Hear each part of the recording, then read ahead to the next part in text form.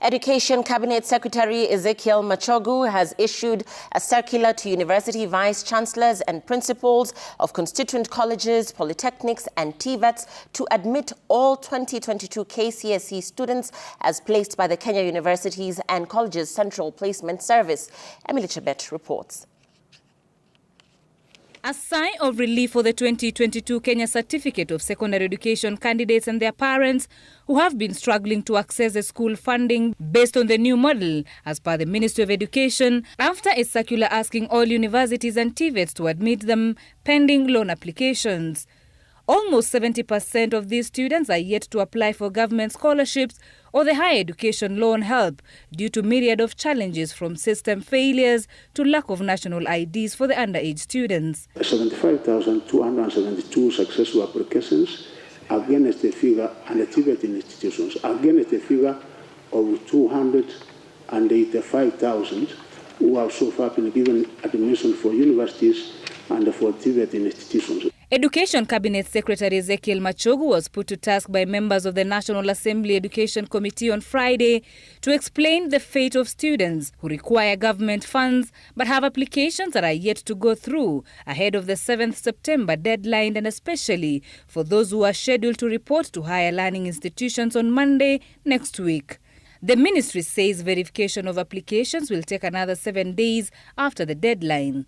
Why not wait until we are so sure that so-and-so from this kind of community has gotten this amount of money?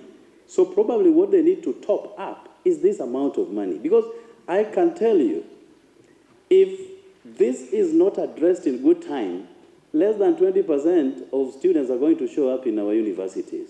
And that will be a tragedy.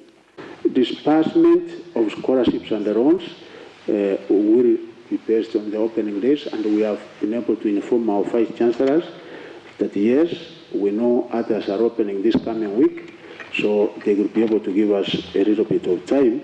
A circular dated 24th August 2023 directs each university and college to put in place a help desk to support first-year students that may need assistance in relation to their funding applications.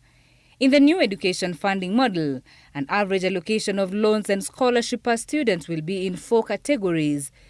The vulnerable will receive 82% funding from the government, 18% will be from the Higher Education Loans Board, meaning the family will contribute nothing. Extremely needy students will receive government scholarships of 70% of the total amount of school fees. Help loan will cater for 30%, meaning the household will also be free from any cost. The needy will receive government scholarship of 53% of the total cost of the program, a loan of 40%, leaving the family to cater for 7% of the total cost. The less needy will receive a scholarship of 38% from the government and a loan of 55%, and the household will pay 7% of the total cost amount. According to the new funding model, these students will be awarded an allowance for upkeep, accommodation and daily subsistence, and the amount will depend on the amount of need according to the 4 categories. Emily Chebet, Citizen TV, Nairobi.